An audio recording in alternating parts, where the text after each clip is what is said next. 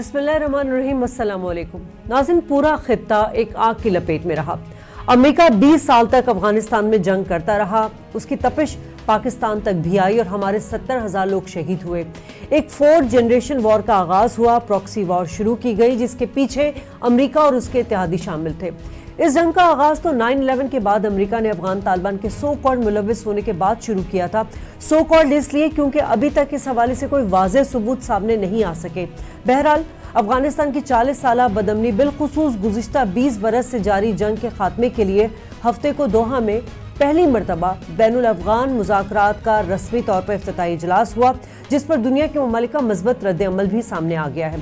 अब देखना यह है कि क्या वाकई अमेरिका अब अफगानिस्तान को खुद मुख्तार, मुत्तहिद, जमहूरी और पुरअमन देखना चाहता है।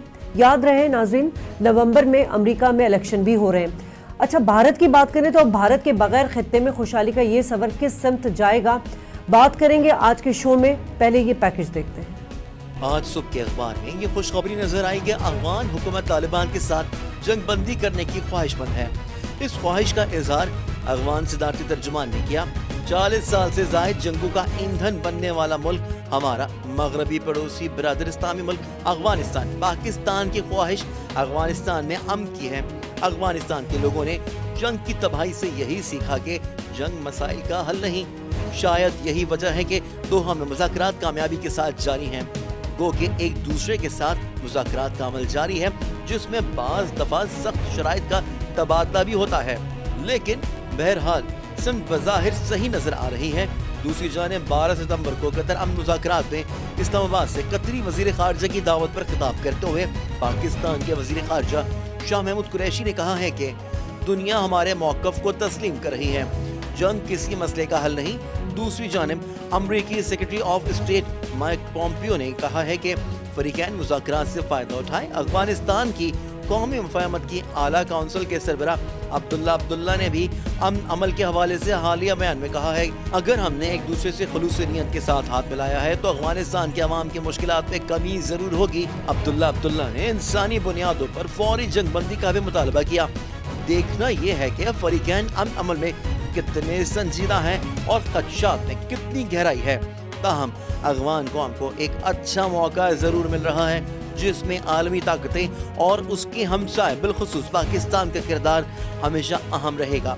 लेकिन अहम फैसले खुद अफगान अवाम और उनके नुमाइंदों को करना होंगे।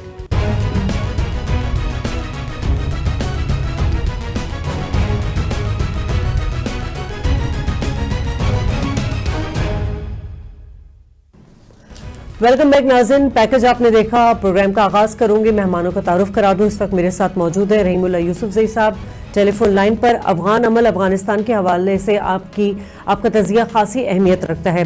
हुमा बकाई, डॉक्टर हुमा बकाई हमारे साथ मौजूद है स्काइप पर और इंटरनेशनल अफेयर्स में आपकी एक्सपर्टीज़ है।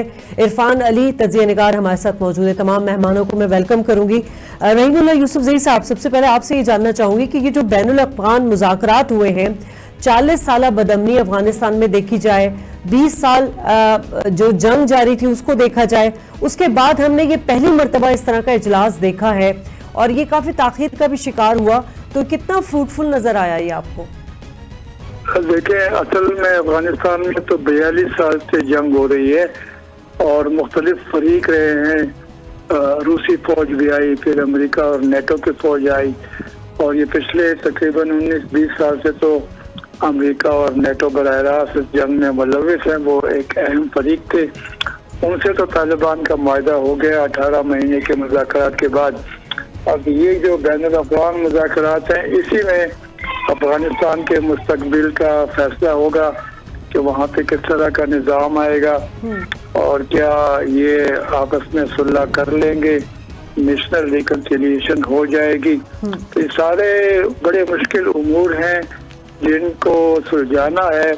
ये आसान काम नहीं है, लेकिन हमें नजर आ रहा है कि पहली बार सारे फरीक संजीदा हैं।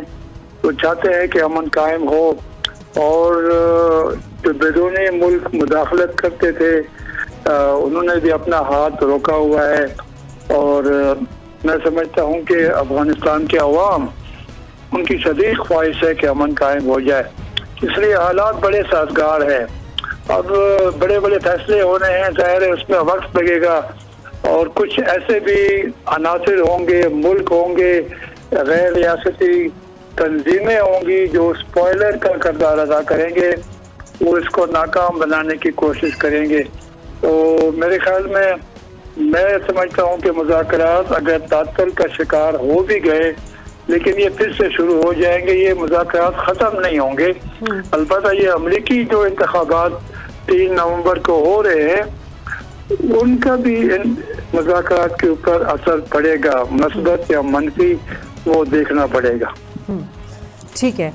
हुमा, ये बताइएगा कि 2 साल से हम देख रहे थे कि अमेरिका जो है तालिबान के साथ मुज़ाकरात चाह रहा था, कुछ मामलात में डेडलॉक भी हुए, फिर हमें ट्रंप की स्टेटमेंट भी नज़र आई और ट्रंप ने दबाव बढ़ाने के लिए ये भी कहा कि मुज़ाकरात नाकाम हो रहे हैं। अफगान तालिबान का स्टेटमेंट भी हमें सामने आया कि ठीक है जी, हम तो मज़ीद 20 साल जंग कर भी सकते हैं।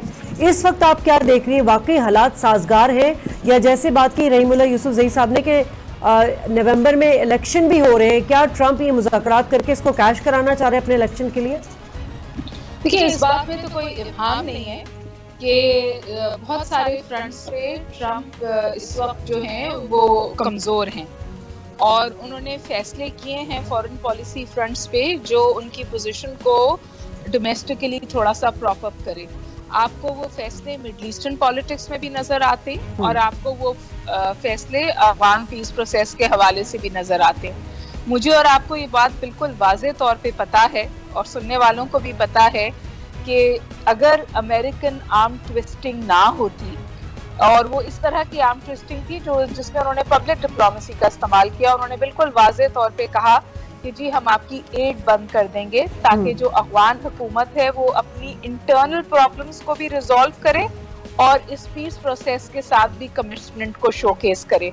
और अगर आप अब्दुल्ला की स्पीच सुने जो इन्होंने वहां पर की, वो मैं समझती हूँ कि keeping in mind who doctor Abdullah is, बहुत ही बैलेंस्ड स्पीच थी और उसकी मैं 2 वजूहात बताना चाहती हूँ। पहली वजह तो ये थी कि उन्होंने एक्चुअली एक्सेप्ट किया है अशरफ गनी की हेड ऑफ द स्टेट होने को, जिसको वो कंटेस्ट कर रहे थे, और जो फॉर्मूला वर्कआउट हुआ है जहां वो पीस प्रोसेस को लीड कर रहे हैं और अशरफ गनी स्टेट ऑफ अफगानिस्तान को लीड कर रहे हैं, उसमें अब्दुल्ला साहब ने उनकी फैसिलिटेशन फॉरवर्ड की और उनको एक्सेप्ट करते हुए नजर आए। फिर अफगानिस्तान में जब लोगों से मेरी बात हुई तो उनका ख्याल था कि तालिबान जो थे वो अपनी प्रेस कॉन्फ्रेंसेस में जो उन्होंने दोहा में की उसमें बहुत एग्जैजरेशन की बात कर रहे थे इस हवाले से, कंट्रोल के हवाले से कि उनका अफगानिस्तान में कितना कंट्रोल है।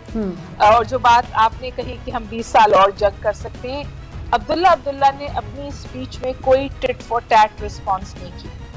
उन्होंने बहुत ओपनली, थोड़ी ग्रेशियसली इसको एक्सेप्ट किया। तो मैं समझती हूँ कि ये पीस डायलॉग जो शुरू हुआ है ये इसलिए अहम है। पहली बात तो ये कि ये रियल स्टेक होल्डर्स के बीच में हो रहा है। अच्छा, इंटरनेशनल कम्युनिटी जितना भी चाहे कि किसी खत्ते में अमन हो जाए, जब तक वहां पे जो हिस्सेदार हैं अमन के वो डायलॉग का हिस्सा नहीं होंगे, सूरत हाल आगे नहीं बढ़ेगी। तो इस वक्त अफगान हुकूमत भी और तालिबान भी दोनों की ओनरशिप आपको नजर आती है इस डायलॉग के हवाले से, और बहुत सारा गिव एंड टेक हुआ है, चाहे वो प्रिजनर्स के रिलीज के हवाले से हो या वो अफगानिस्तान में तालिबान की हार्डन पोजीशन से किसी हद तक एक सॉफ्टनिंग नजर आए हमें, क्योंकि वैसे तालिबान पोजीशन ऑफ पावर में है, अपनी इस पोजीशन ऑफ पावर को यूज कर रहे हैं, लेकिन जो ब्लेटेंट वायलेंस हुआ है उसको अब के तालिबान ने उसकी रिस्पॉन्सिबिलिटी भी नहीं ली और कई जगह पे उन्होंने उसको डिनाउंस भी किया है, उसकी मजम्मत भी की है। ये सब अफगानिस्तान की सियासत में न्यू है, नई चीजें हैं, पहली दफा हो रही। और फिर मैं समझती हूँ कि एक जो बहुत खामोश किरदार है इस पूरी सूरत हाल का वो चाइना है। चाइना की वजह से खित्ते की सूरत हाल तब्दील हो रही है। चाइना रशिया ईरानियन नेक्सस है, ये पेरिफेरल पावर्स हैं अफगानिस्तान की। चाइना ने जो इन्वेस्टमेंट ईरान में किया है उसकी कंसोलिडेशन के लिए अफगानिस्तान में अमन जरूरी है, और अमन चाइना अफगानिस्तान में भी largest investor in the history है, उससे ज्यादा उसने किसी मुल्क में इन्वेस्ट नहीं किया है। तो मैं ये समझती हूँ कि ये जो क्वाइट, और इन्होंने ट्रिगर भी किया था ये डायलॉग, शुरुआत भी चाइना में हुई थी इसकी, फैसिलिटेट भी किया उन्होंने। तो ये जो नजिंग है, क्वाइट नजिंग है from Russia, from China, American का ओपन इंटरेस्ट है, ये शायद हमें किसी मस्बत पेशरफ्त की तरफ ले जाए। ऑफ कोर्स रहीमुल्लाह सईद साहब बिल्कुल वजह फरमा रहे हैं कि जब इतना लंबा कॉन्फ्लिक्ट चला होता है तो स्पॉयलर्स तो होते हैं और उनके स्टेक्स हैं, उनके फायदे हैं, वो अपने फायदों को प्रोटेक्ट करने के लिए इसको खराब करने की कोशिश करेंगे। ठीक है इरफान अली साहब, आप बैनुल अफगान मुज़ाकरात का एजेंडा जो है अभी सामने नहीं आया है, लेकिन जो इजलास हुआ था उसमें अफगान हुकूमती जो वफ्द थे उन्होंने पहले जंगबंदी की को प्रायोरिटी दी थी, लेकिन तालिबान वफ्द के लिए ज्यादा अहम कुछ और इश्यूज थे जैसे कि निज़ाम के मसाइल है। आपको लगता है कि ये कोई कॉन्फ्लिक्ट हो सकता है इसके ऊपर या बात आगे चलेगी? असल जो है चीज है कि जो इसके जो रियल स्टेक होल्डर्स हैं उन्होंने ही जो है किसी नतीजे में पहुंचना है और वो उस वक्त पहुंच सकते हैं कि जब वो आज़ाद हो। तो तालिबान के हवाले से तो मतलब ये कोई ढकी छुपी बात नहीं है कि उसके तो पता नहीं कितने सरपरस्त हैं और हमेशा जो है वो कहीं ना कहीं से जो है कोई नया सरपरस्त वजूद में आता है और कोई नया धड़ा जो है उसका जो है निकल कर सामने आ जाता है। अब जैसे कि ये मुल्ला अब्दुल गनी बरादर साहब से जब ये 29 फरवरी को वोट थे, अब जो है अब्दुल हकीम मुजाहिद साहब भी हैं, तो मतलब ये कि कभी जो है अब्दुल गनी बरादर साहब पाकिस्तान में होते हैं और कभी किसी और के कैंप में होते हैं।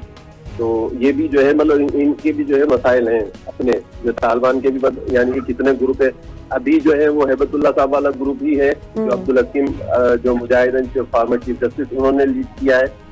तो मतलब ये अपनी जगह है, लेकिन मतलब ये कि एक दायमी यानी कि मुस्तकिल जो है सीज फायर, ये जो है सबसे अहम है वहाँ के लिए। और ये जो इजलास है इसके अंदर उस दायमी या जो मुस्तकिल या जो है देर पा जो सीज फायर होगा, जंगबंदी होगी, एक वो चीज है। एक जो है खवातीन और अक़लियतों के हुकूक है, फिर जो है वो यानी कि इनकी जो है गैर मुसल्लह करना है सारे ग्रोहों को, जो तालिबान समेत और जो दीगर जो जंगजू रहनुमा हैं उनके यानी कि जो कबायली जो जंगजू हैं उनके जो कबायली सरदारान हैं, और जो मतलब वहाँ पे तो मिलिशिया सिर्फ जो है तालिबान की तो नहीं है, और भी ग्रुप्स हैं और जो है हुकूमत के इत्तेहाद में भी हैं। तो ये तो अपोजिशन हो जाएगी और फिर ये कि आईनी तरामीम तक मामला जाएगा जब पावर शेयरिंग की बात होगी फ्यूचर में, तो जो है उसके लिए तो आइन में भी तरमीम करने पड़ेगी। तो मतलब ये तो अभी बहुत तवील सफर है और यानी कि ये तो अभी यूँ समझे कि जो है उसकी जो है वो बिस्मिल्लाह की जो है वो यानी शुरुआत समझे कि ये मीटिंग हुई है और आइंदा इस मीटिंग और अगली मीटिंग के दरमियान कितना वक्फा होगा ये सबसे मैटर करता है, क्योंकि ये बड़ी मुश्किल से तो बैठते हैं आपस के अंदर, ये वाला चक्कर है इनके अंदर। ठीक है, ये कि इनका मेजबान भी जो है वो कतर है और कतर के जो है खुद जीसीसी के अंदर जो है जो दीगर इत्तेहादी अमरीकी मुमालिक है वो कतर को इतना जो है वो ऊपर जाता कैसे देखेंगे। असल में जो है इंटरनेशनल डिप्लोमेसी में जब अगर कतर का क्लाउड बढ़ेगा और जो है मीडिएशन में वो आएगा तो यकीनन जो उसके जो बराबर में बैठे हुए जो है 2 बड़े हैं या 3 बड़े हैं वो उससे नाराज होंगे, वो भी स्पॉइलर का किरदार अदा कर सकते हैं। जो जीसीसी के जो दीगर जो राइवल है कतर के, फिर मतलब जो है इसमें कतर के साथ टर्की खड़ा होगा और जो है मतलब कतर के जो है जैसे कि जो है मैडम ने भी बात कही कि वो एक ग्रुप जो है चाइना, रशिया, ईरान का, मतलब इनकी तो आपस की अंडरस्टैंडिंग बन रही है। लेकिन जो है इसके अलावा जो है ये तो खैर अंदर के मामला होंगे, लेकिन जो असल जो है कि वो जो एक्सटर्नल फोर्सेज है अमेरिका या नेटो फोर्सेज है उनके साथ जो मायदा हुआ है उस पर अमल होगा, पुलाव होगा या नहीं होगा। ठीक है रहीमुल्लाह यूसुफ साहब, अब जिस तरह हम देख रहे हैं कि यूनिपोलर से जो दुनिया है वो जा रही है मल्टीपोलरिंग की तरफ, अभी इन्होंने बात की इरफान अली साहब ने कि अब कतर की जो सुप्रीमेसी है उसको बाकी जो अरब ममालिक है जैसे यूएई हो गया या सऊदी अरब हो गया वो किस तरह देख रहे हैं। इस वक्त बड़ा अहम रोल हम देख रहे हैं, डिप्टी जो प्राइम मिनिस्टर है जिनके पास कतर के फॉरेन पॉलिसी भी फॉरेन मिनिस्ट्री भी उनके पास है। देखिए 2010 से तालिबान की मेजबानी कतर ने की है। तालिबान का सियासी कमीशन का दफ्तर कतर में मौजूद है। तालिबान कतर से खुश हैं और कतर ने जो मेजबानी की है वो अमेरिका की रजामंदी से की है। ठीक है, अमेरिका और बरतानिया और अफगान हुकूमत से पहले तालिबान रहनुमाओं से मुज़ाकरात की बड़ी कोशिशें की, लेकिन जो उनके मुज़ाकरात हुए वो जाली लोगों से हुए। एक दफ़ा तो कोयटा का एक दुकानदार था, उसने कहा कि मैं मुल्ला मंसूर हूँ और उसको वो काबुल में ले गए और उसकी मुलाकातें करवाई हामिद करज़ई से और बाकी लोगों से और कहा कि जी ये सबसे अहम आदमी है मुल्ला मंसूर, अख्तर मोहम्मद मंसूर उनका अमीर उल मोमिनीन है। हालांकि वो कोयटा का एक दुकानदार था। जब इतना उनसे इस तरह के फ्रॉड हुए तो फिर उन्होंने सोचा कि क्यों ना तालिबान का एक दफ्तर बनाया जाए ताकि उनसे राब्ते में आसानी हो और जो असल लोग हैं उनसे बातचीत हो। इसके बाद ही ये बात आगे बढ़ी है जब से कतर में ये लोग आए हैं। हालांकि सऊदी अरब ने, यूएई ने, तुर्की ने और तुर्कमेनिस्तान ने, बाकी मुल्कों ने भी पेशकश की थी कि तालिबान उनके यहाँ आकर अपना दफ्तर बनाए और वहाँ से मुज़ाकरात होंगे। तालिबान नहीं माने। अफगान हुकूमत ने बड़ी कोशिश की कि कतर से तालिबान को निकाला जाए, लेकिन देखें ये अमेरिका और कतर और तालिबान की ख्वाहिश थी। वहीं पर मेजबानी हुई, वहीं पर मुज़ाकरात हुए, वहाँ पर अमेरिका तालिबान का मुआहदा हुआ और ये बैनुल अक़वामी मुज़ाकरात मुमकिन है कुछ और जगहों पर हो। नॉर्वे ने कहा है, चीन ने भी कहा है, लेकिन फिर आखिर असल मुज़ाकरात और अक्सर मुज़ाकरात कतर ही में होंगे क्योंकि वहाँ पे आसानी है, वहाँ पे तालिबान का सियासी कमीशन है, वहाँ पे उनके डिप्टी लीडर मुल्ला अब्दुल गनी बिरादर हैं। शेख अब्दुल हकीम जो है वो मुज़ाकराती टीम के सरबराह हैं और शेख हैबतुल्लाह का कोई अपना सेक्शन नहीं है, वो सारी तहरीक के सरबराह हैं। तो मेरे ख्याल में ये मुज़ाकरात जो है ये असल फरीकों के दरमियान हो रहे हैं और इसीलिए इससे उम्मीदें वाबस्ता हैं और मैं समझता हूँ कि ये बात आगे बढ़ेगी, इसलिए कि अब मजीद दुनिया जो है अफगान जंग की मुतहम्मिल नहीं हो सकती, ना ही अफगान अवाम, न ही हमसाया ममालिक। सारे हमसाया ममालिक जो है वो मुतासर हो गए हैं अफगानिस्तान की जंग से। ईरान को तो बाहर रखा गया, लेकिन ईरान को बिल आखिर उसका ताउन भी हासिल करना पड़ेगा, ठीक है, वरना वो भी मुश्किल हाल पैदा कर सकता है। ठीक है डॉक्टर उमा, ये जो पीस प्रोसेस का अमल है निहायत मुश्किल है और सबसे बड़ी चीज़ के अफगान तालिबान के वो मुमकिन भी ऐसा है पीस प्रोसेस के अफगान हुकूमत में अफगान वफ्द की शमूलियत हो, मगर मुझे ये बताइए ये बहुत बड़ा सवाल भी है और ये प्रोसेस जो है बहुत लेंथी भी है, कैसे मुमकिन होगा? देखिए अगर आप और मैं ये ख्वाहिश करें कि जो 40 साल कॉन्फ्लिक्ट है या जो 19 साल पावर स्ट्रगल है, 40 साल की जंग है और 19 साल की पावर स्ट्रगल है अफगानिस्तान में, ये हफ्तों में या महीनों में हम इसके हल की तरफ पहुंच जाएंगे तो फिर ये आपकी और हमारी खामख्वाली है। मैं बिल्कुल रहीमुल्लाह यूसुफजई साहब से एग्री करती हूँ, रोड बम्स भी आएंगी, बॉटलनेक्स भी आएंगी, लेकिन जो बहुत जरूरी प्री रिक्विजिट्स होते हैं वो हमें इन प्लेस नजर आ रहे हैं। फॉर एग्जाम्पल प्री रिक्विजिट ये है कि जो रियल स्टेक होल्डर्स हैं वही मुज़ाकरात कर रहे हैं। दूसरा प्री रिक्विजिट था कि जो पेरिफेरल पावर्स हैं वो लार्जली ऑन बोर्ड हैं।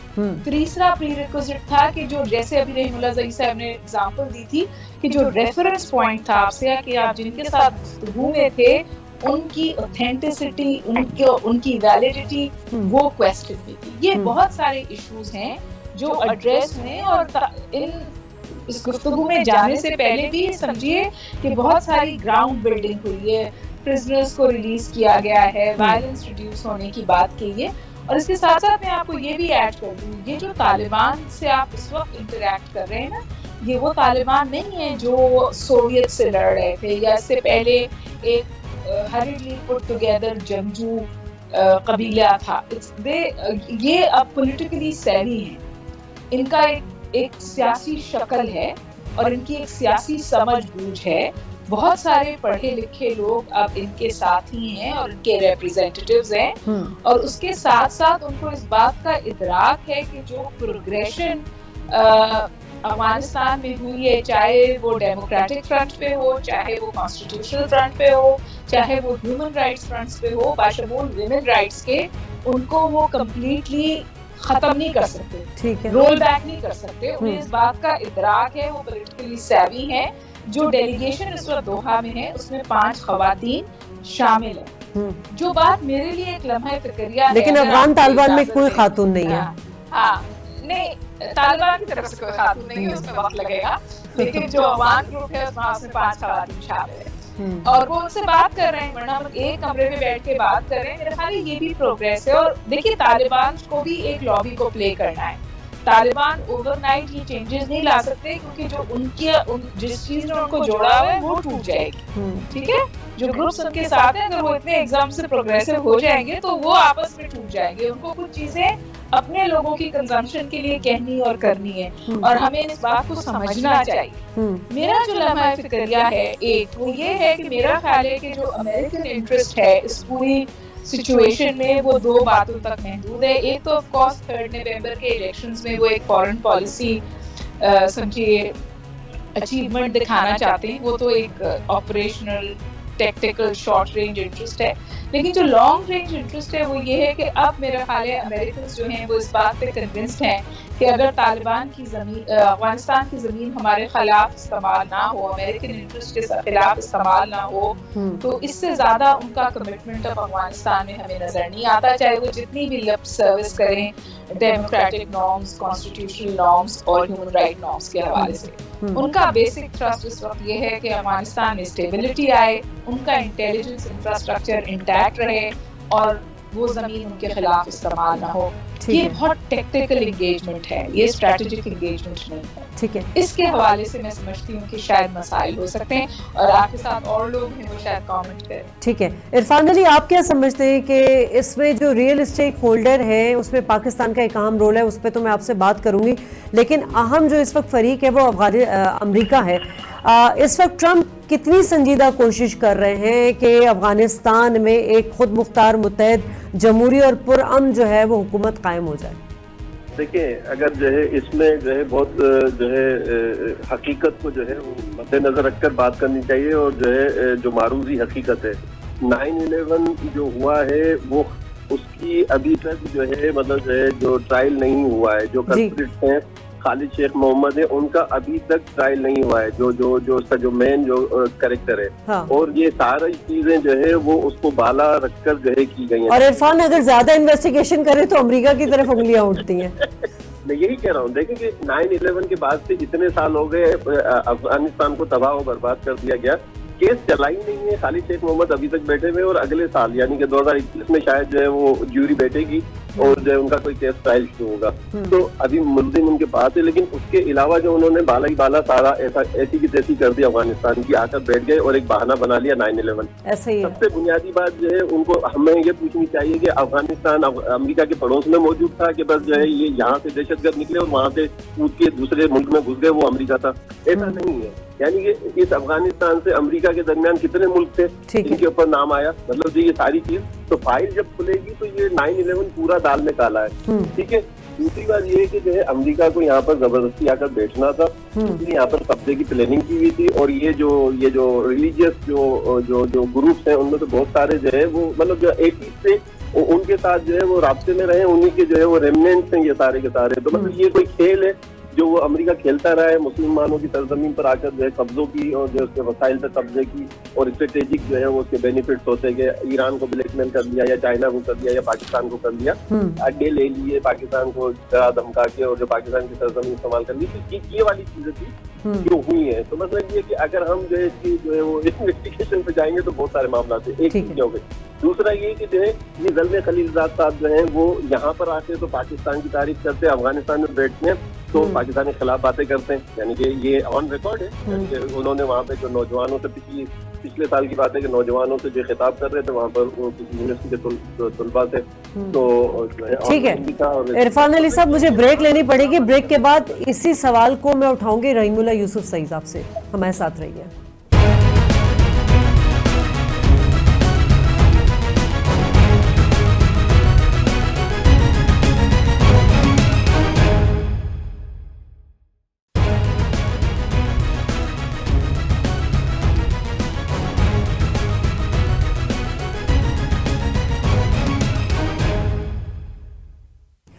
वेलकम बैक नाज़रीन। बात बड़ी इंपॉर्टेंट हो रही है इस वक्त अफगान पीस प्रोसेस के हवाले से, जिसमें पाकिस्तान का एक अहम रोल है।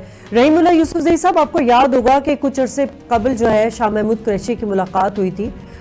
जो मुज़ाकराती टीम है अफगान वफ्द के मुल्ला अब्दुल गनी, उनकी आजकल बड़ी तस्वीरें जो है अल जज़ीरा में भी उनकी तस्वीर को बड़ा हाईलाइट किया गया और तकरीबन दुनिया के बड़े न्यूज़पेपर में जो है वो तस्वीर सामने आई है।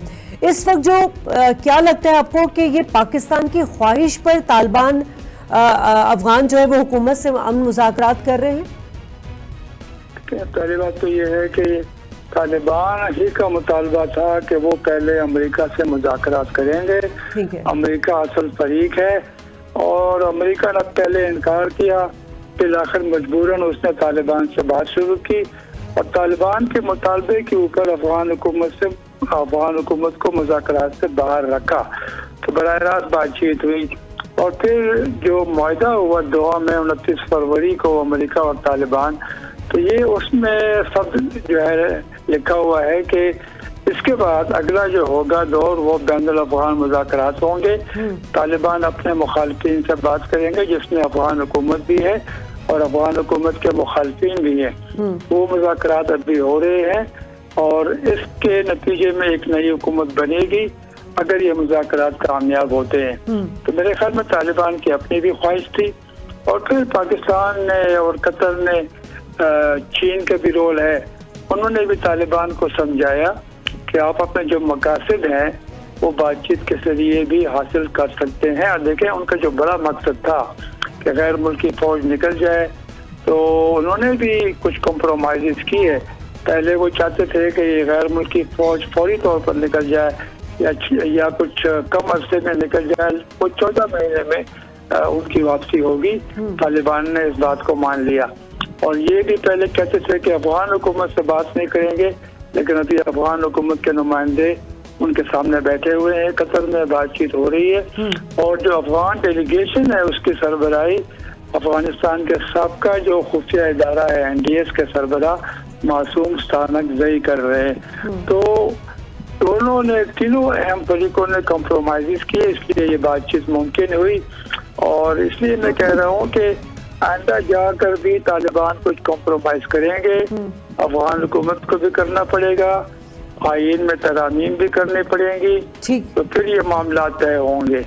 और पाकिस्तान का रोल ये होगा कि जिस तरह ट्रबल शूटर कहीं पर अगर कोई रुकावट आ, जिस तरह पिछले साल मैंने कहा अक्टूबर में रुकावट आ गई थी, ट्रम्प ने कह दिया मुज़ाकरात ख़त्म, तो पाकिस्तान ने फिर ज़ल्मे खलीलज़ाद को और मुल्ला बिरादर को इस्लामाबाद आने की दावत दी, उनकी मुलाकात करवाई और उस मुलाकात के ज़रिए फिर से मुज़ाकरात शुरू हुए और फरवरी में जाकर मुआहदा भी हो गया।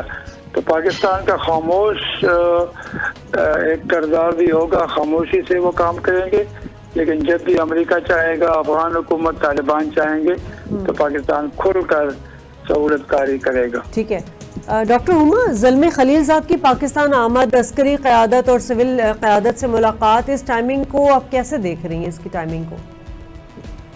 मेरा ख्याल है देखिए टाइमिंग तो पाकिस्तान डिटरमिन नहीं कर रहा, टाइमिंग तो डिटरमिन कर रहा है, मतलब देखिए जो खलीलज़ाद है किसके लिए काम कर रहे हैं, he is working for Trump.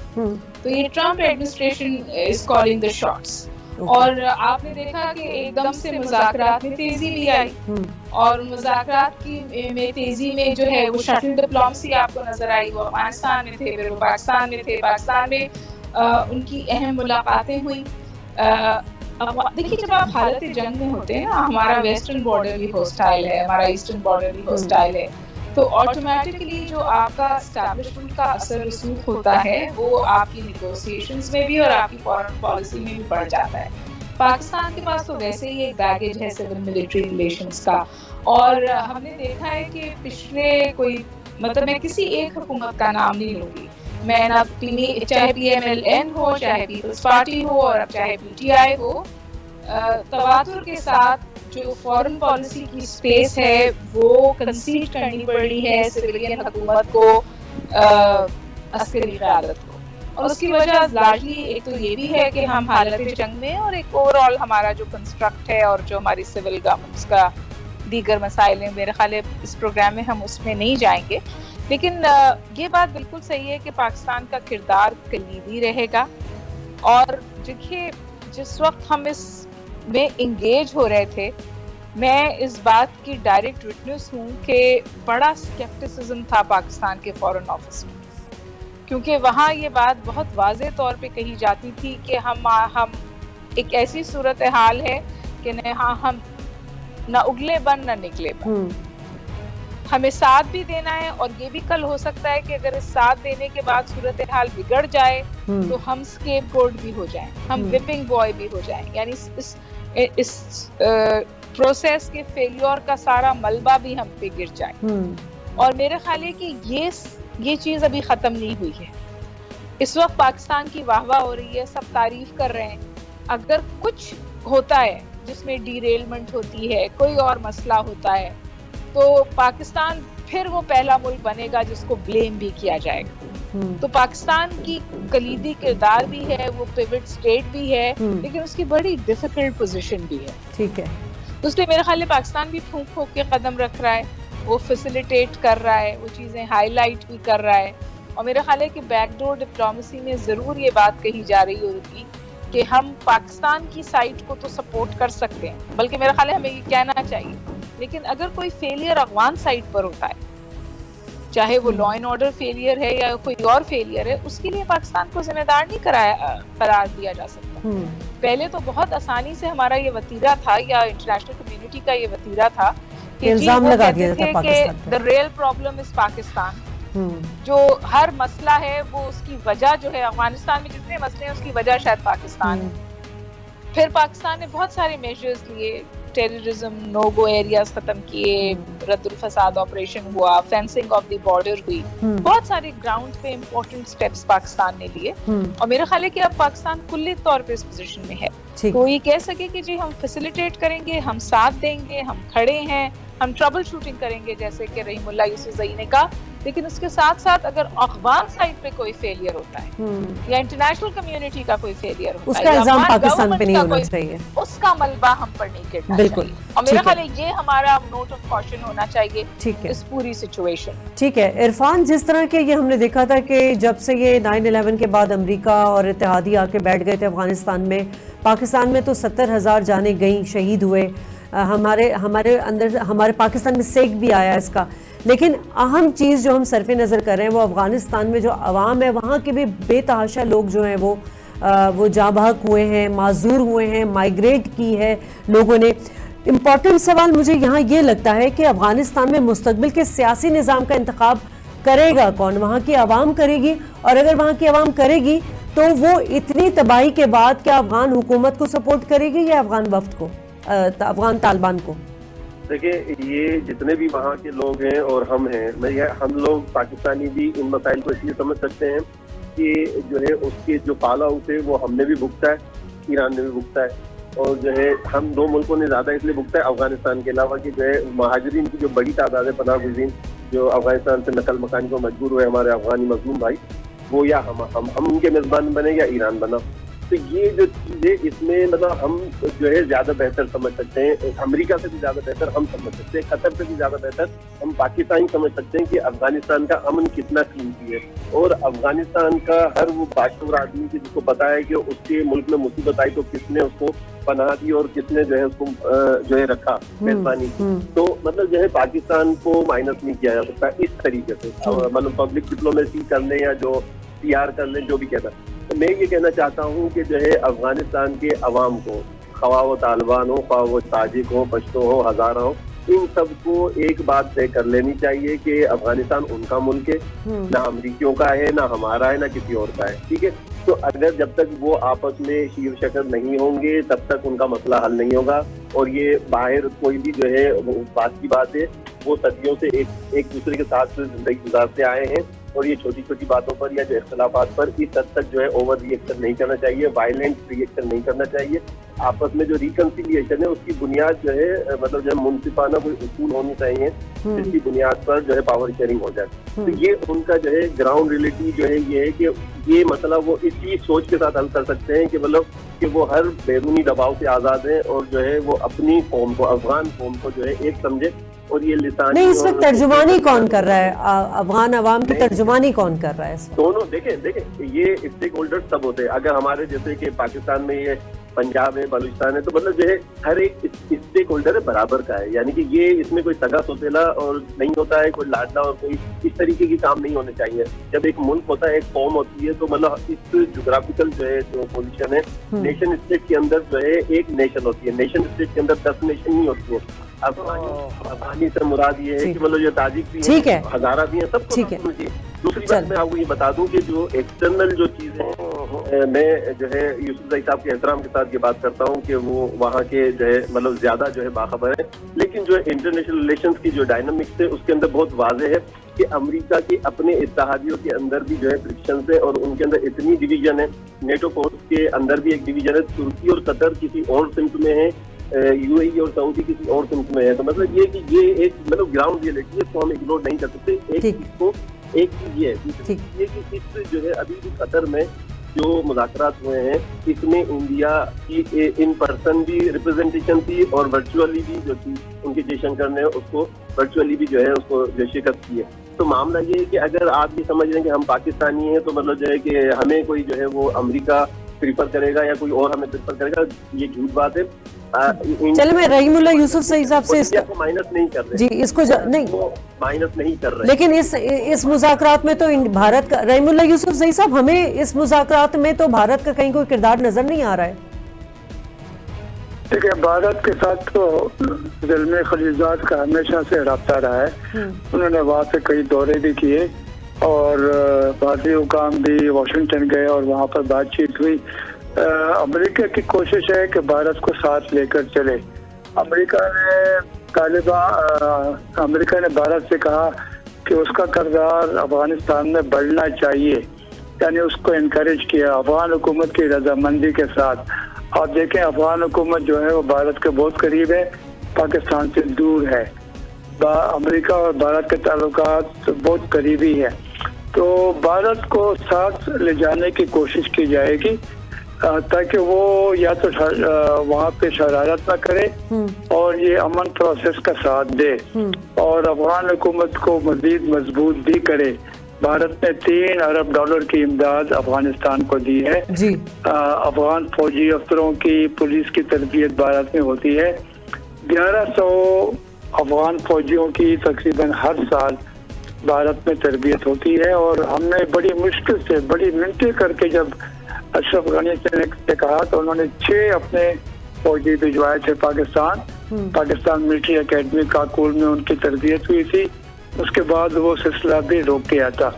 तो मेरे ख्याल में भारत का किरदार तो है, पहले तो मंत्री था, फिलहाल मंत्री नहीं है, लेकिन ये है कि वो मंत्री हो सकता है। लेकिन मैं एक बात करना चाहूँगा कि ये फैसले कौन करेगा। देखें, फैसले तो फिलहाल दुआ में होंगे, अफगान ही करेंगे और सहूलतकार जो है उनसे तावन करेंगे, उनको मुज़ाकरात की मेज़ पर रुके रहने की बात करेंगे।